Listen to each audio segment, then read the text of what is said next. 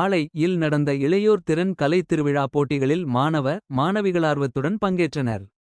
நெல்லை மாவட்ட அளவிலான கலை திருவிழா இளையோர் திறன் போட்டிகள் நேற்று பாளை கிறிஸ்துராஜா பள்ளியில் துவங்கியது. போட்டிகளை கலெக்டர் ஆனந்தமோகன் துவக்கி வைத்தார்.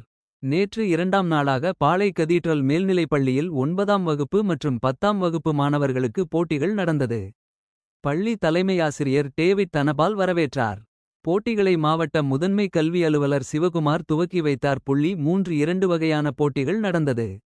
இதில் மாவட்ட கல்வி அலுவலர் மோசஸ், உதவி திட்ட அலுவலர் ஞான அருணா தமிழ்மலர், கலை திருவிழா மாவட்ட ஒருங்கிணைப்பாளர் ஜெயமேரி அற்புதம் உட்பட பலர் கலந்து கொண்டனர்.